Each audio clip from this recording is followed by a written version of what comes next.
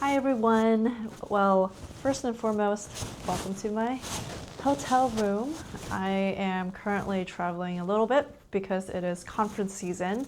I am personally in a college town right now, and it has been a definitely change of scenery, as most of the time I'm not in a college town. But this, I'm going to try something new today, which is honestly fine because really I'm still in the exploratory phase on how I want to share information and talk about layered existentialism. So I'm just going to I consider this as an experiment, so I'm going to experiment with this. I'm just going to talk out loud about layered existentialism because, as I have mentioned prior, that this is a continuously changing and evolving work. And maybe I'll think about specific other fields that I might not have thought about before. But talking about being in a college town, this evening I went to a college bar to grab dinner, and when I was sitting at the bar, I'm typically one of those people that I choose to sit at a bar because I'm just one person, and so the people who have multiple individuals in the party can sit at a table. And I'm also one of those people that likes to read books in bars, and I am currently reading War and Peace by Leo Tolstoy. I actually have it right here. And it's, not to go off on a tangent, but this has been, if you can't tell, I'm really like, don't look at me. Okay, this has been, I'm very, very still far away in this book, but it has been a very wonderful read so far. I'm interested to see I'm interested for the height of this story, but it's one of those books that I have to read it simultaneously with other books because I'm one of those people that enjoys to absorb and really read what the author or the writer is trying to tell us, and to really absorb the experience and the sensation that gets provided by the book. But while I was there at the college bar, I was near a table of like 10 college age students, and I was like, I am so old right now. I am at least a decade older than many of these, if not all of them. And sensation, like body sensation wise, I'm like, okay, well, this is a very new experience. And while I was kind of just observing around the bar, it made me think about the times that I would go on X or Twitter, or it's called X now, and read all of the comments that people would say about the younger generation and how they're so screwed, and just a lot of negative things. Abstractly, I think about humans, and there is something about humans that makes us overcome so many things. And I know people keep saying, well, this younger generation, X, Y, and Z, but the experience that they accumulate thus far, I'm sure that they have stories that they can tell us that we're unaware of, and honestly, vice versa. And so while I was there, and the just being immersed in the sensation of other people having fun, and they're hanging out with their friends, and this specific university that I am near is it's an incredibly prestigious school, if not the most prestigious in the state that I'm currently in. So I immediately always think that they probably carry a great deal of stress on them, not that others do not, or those that go to another university or college do not, as they most often all do. But I was just thinking, I was like, man, you guys were like probably study for exams and doing all of the college things, and then now you're just like having fun. And it made me wonder, like, what's going on in their life? Like, what is their story? And it's not just for them. Oftentimes I think about this when I meet other people. Almost every single person I meet, and this is oftentimes why I would stay by myself frequently enough, because if you can imagine having that sense of curiosity with so many people, sometimes my senses get dulled if I get exposed to too many people, and B, just personality wise, I don't like to be surrounded by that many people. And the third one is that it is very exhausting for me to be around a lot of people, and just all of the energy and having genuine curiosity about someone's life.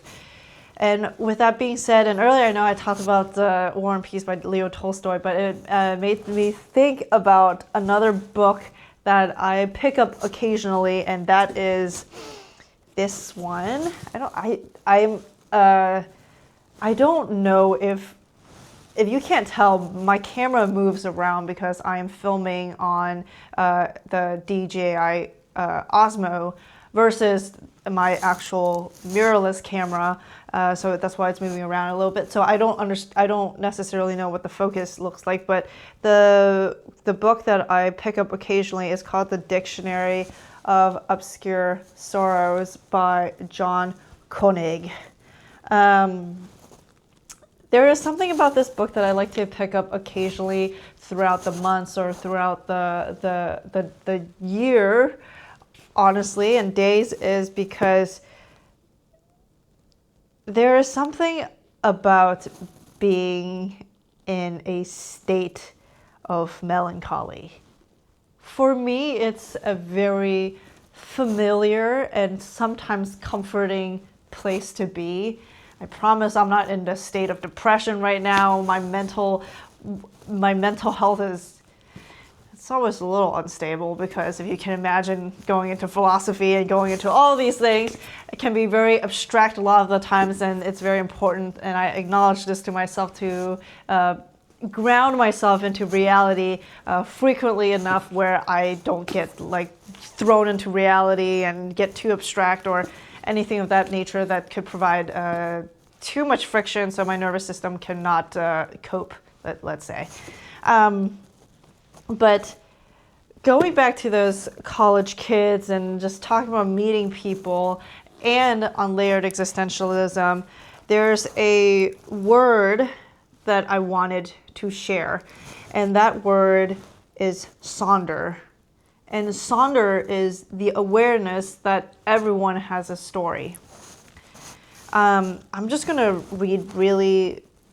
share briefly on what the author has wrote, but I highly recommend you getting this book, especially if you are a person that likes to fall in love with words. I happen to be one of those people that I could see a word and it just brings so much sensation to my body that I fall in love with the word. But sonder, in his definition, is that you are the main character, the protagonist, the star at the center of your own unfolding story. You're surrounded by your supporting cast, friends, and family, hanging in your immediate orbit, scattered a little further out, a network of acquaintances who drift in and out of contact over the years. But there in the background, faint and out of focus, are the extras, the random passerby, each living a life as vivid and complex as your own. They carry on invisibly around you, bearing the accumulated weight of their own ambitions, friends, routines, mistakes, worries, triumphs, and inherited craziness.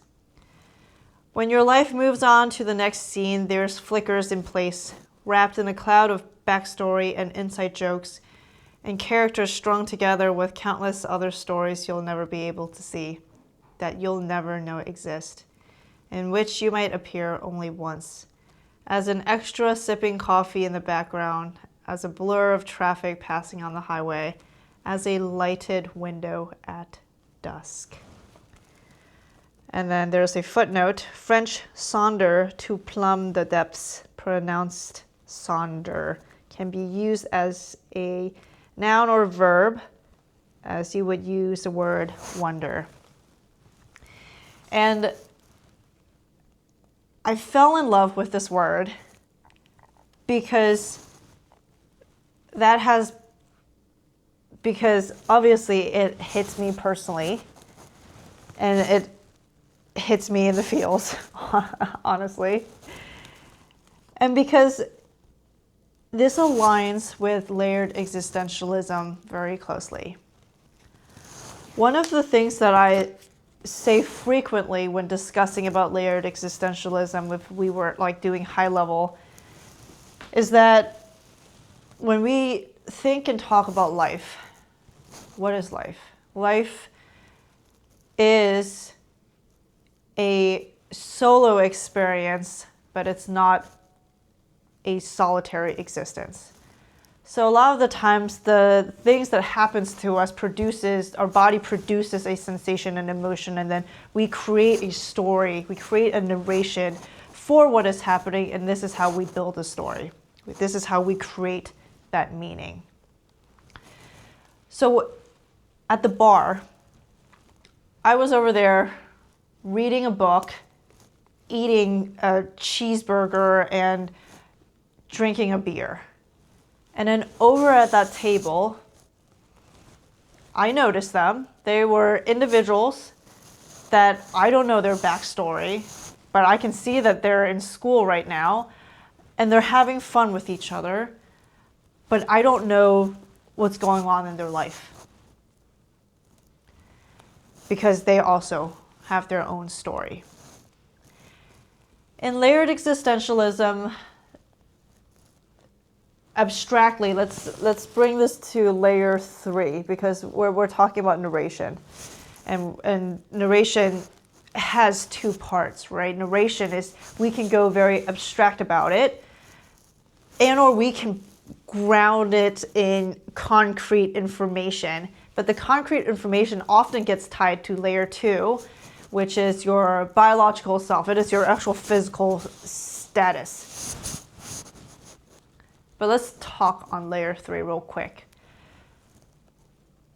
Because when we talk about the word sonder and everyone has a story in their life, it made me think about, okay, so now I'm going to just think out loud. It made me think about one of the posts that I wrote that talks about how there could be 2 people staring at a sunset, same time, same place, but experience life completely different. And that's what sonder is, tied in with layered existentialism. It's like how 2 siblings, or however many siblings, can grow up in the same household to have completely different narratives on how their life is and how growing up is.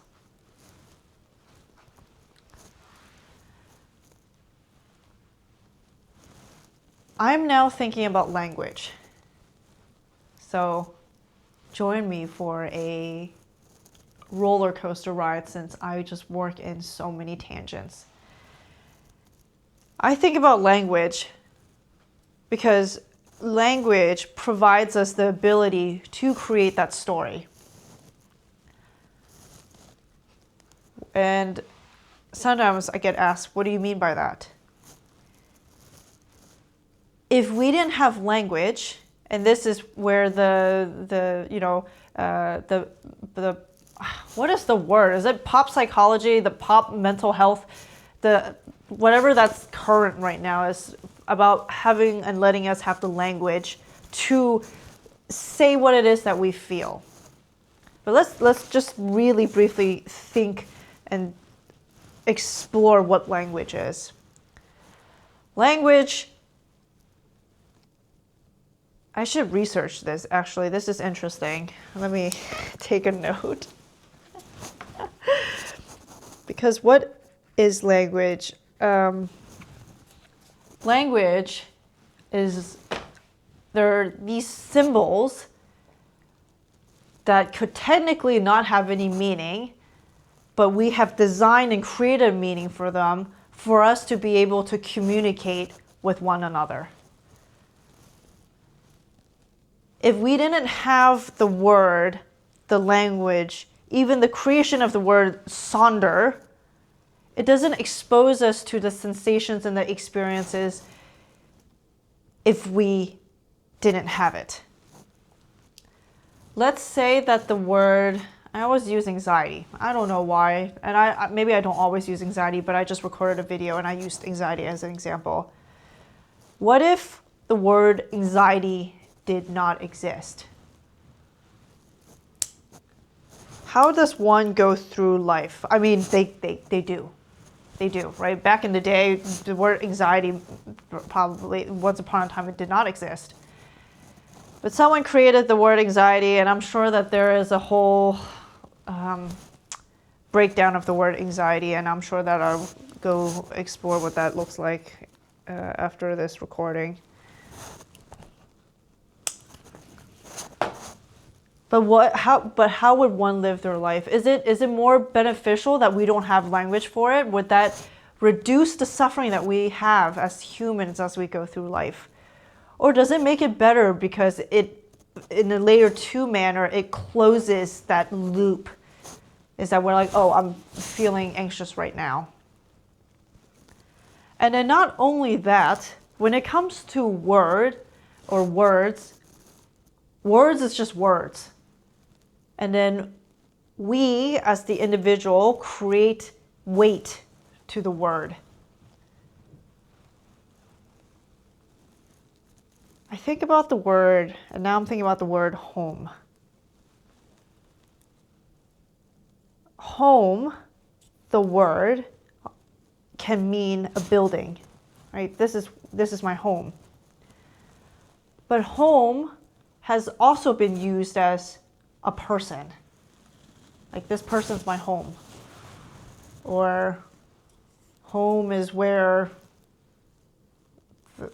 good food is. I don't know. I don't know the sayings for that.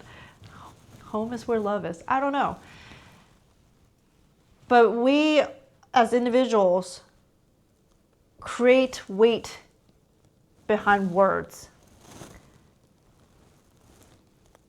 And then even that, it's like ownership of words. I think about the times when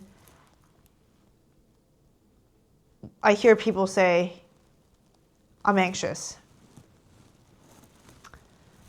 When someone says I'm anxious, it's full acknowledgement and ownership of the sensation of anxiety.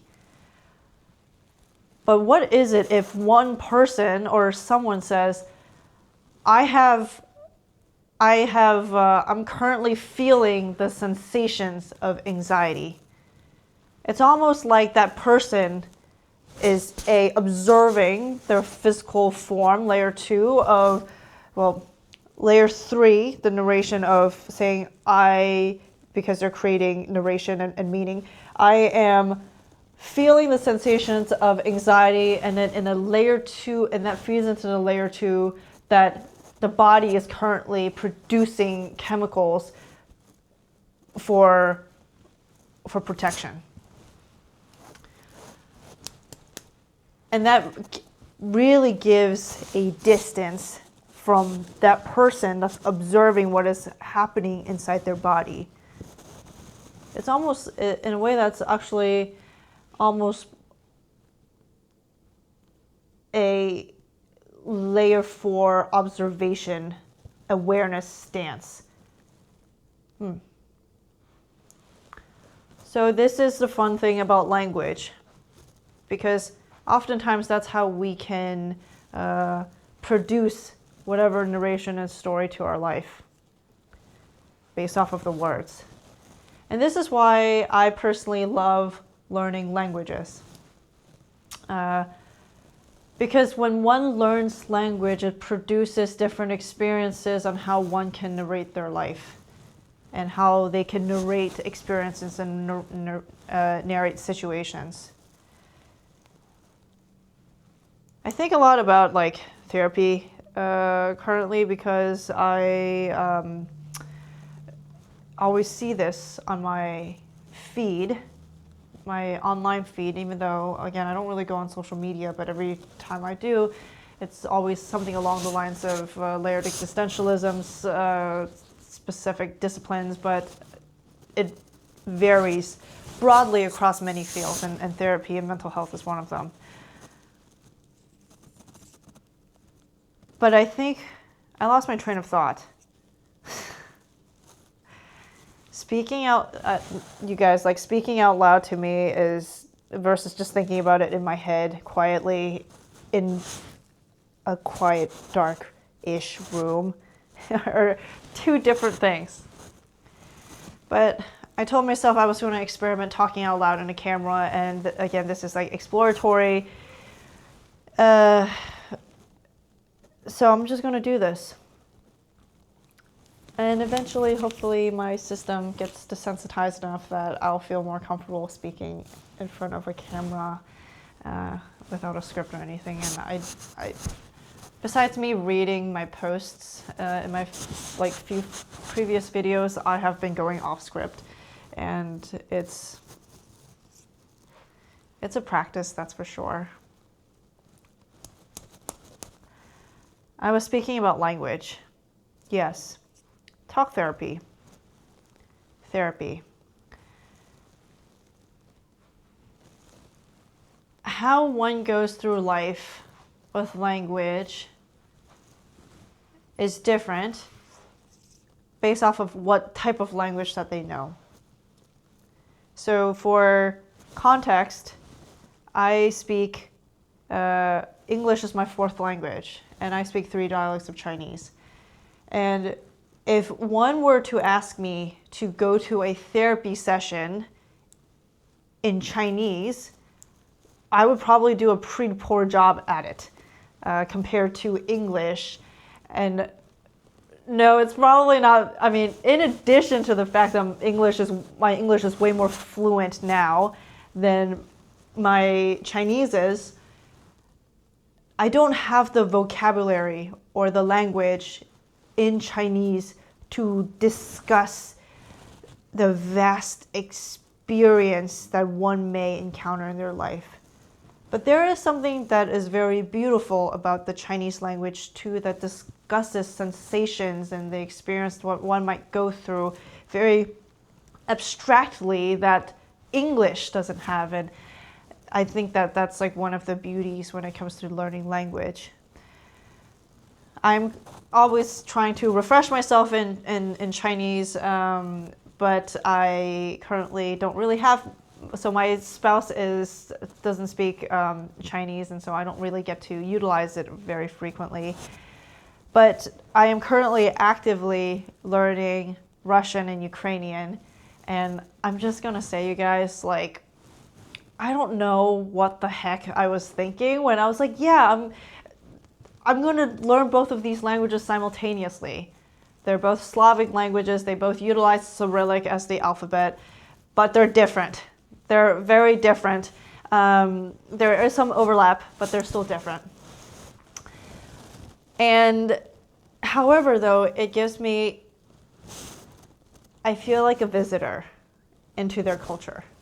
And I think that's the other piece that I enjoy about learning languages, because if you can't tell, I am constantly chasing the human experience. And what I mean by that is, for example, in Ukrainian, for the months, it's very descriptive of like the nature almost in their country. And the reason that I say visitor for that culture is because I didn't grow up in Russia or Ukraine. I am simply someone from the outside looking in, and it's similar to like reading a book, where when you read a book, it gives you those sensations in your body, and it makes you touch points and opens your eyes, and it's like you're glimpsing into another world. And to me, language does the same thing. And of course, there's the history behind it, and there's of course the politics behind it too, which I at the moment cannot be any further from politics.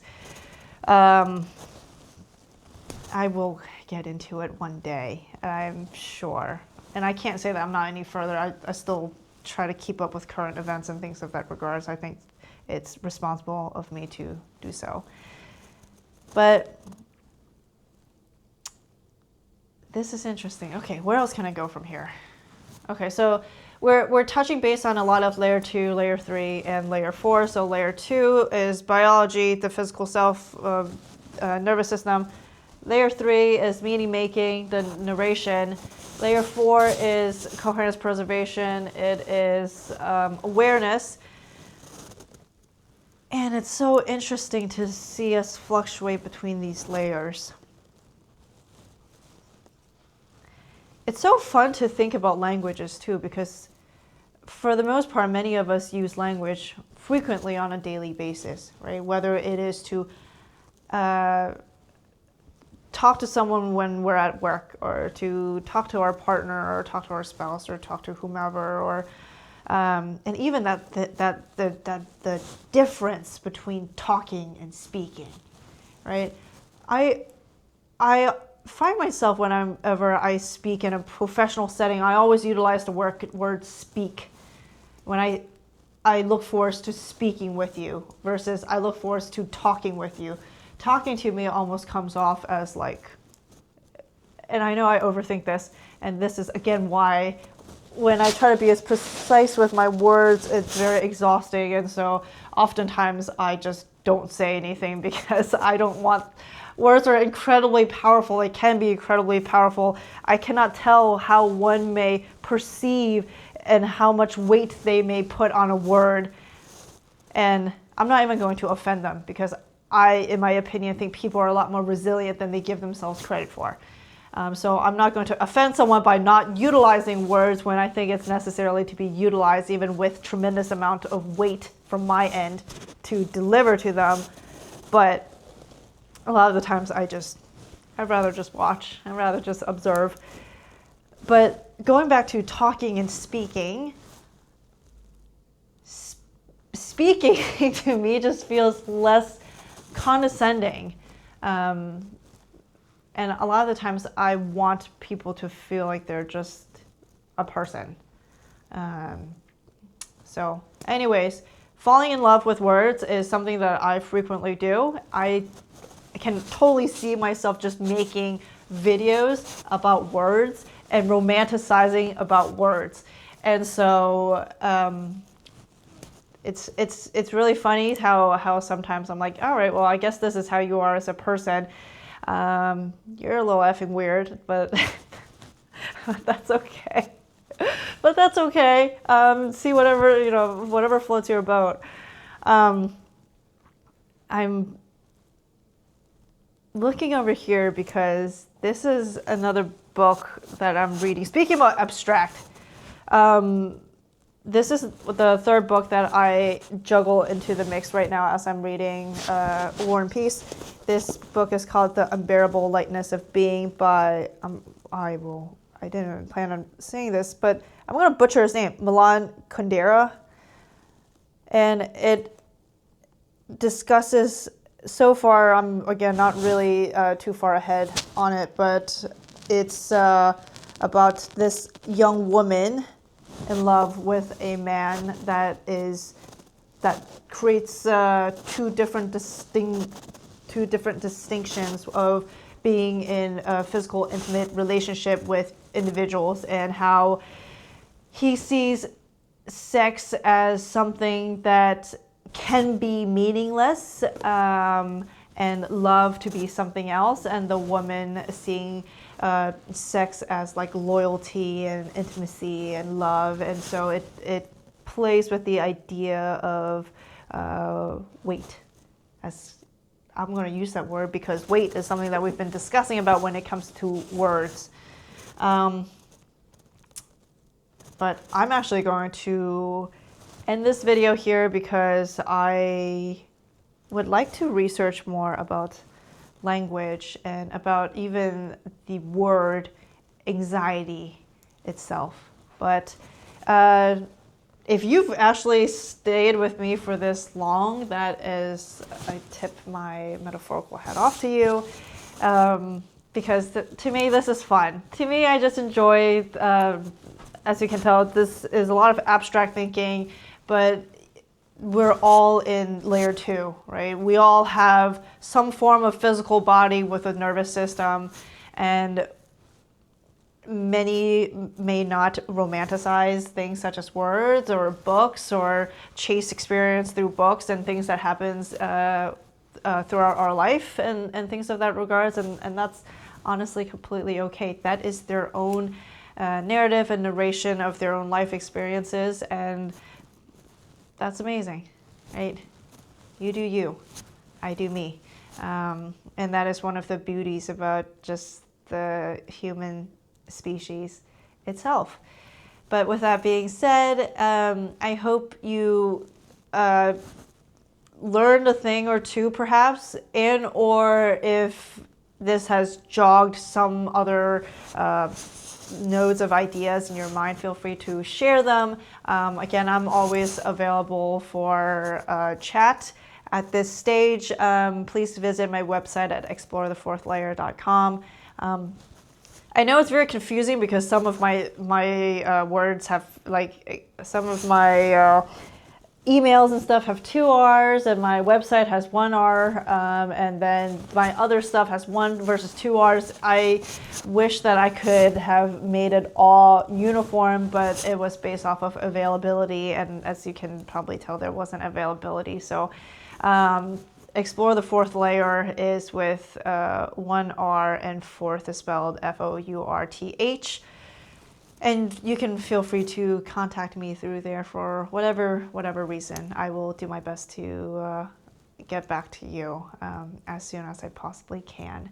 With that, I hope you have a wonderful rest of your day and or night, and we can maybe even further think and explore about words itself and why we read books and what it means to be human and all of these fun things from, I mean, I'm in a very philosophical mood, and so right now I'll say philosophical, but in other times we can, of course, think out loud about other things. If there's an idea that you want us to all ponder together, feel free to share it with me. But with that, why do I always end with that being said? But yeah, with that being said, I hope you have a wonderful rest of your day and or night, and I'll see you next time.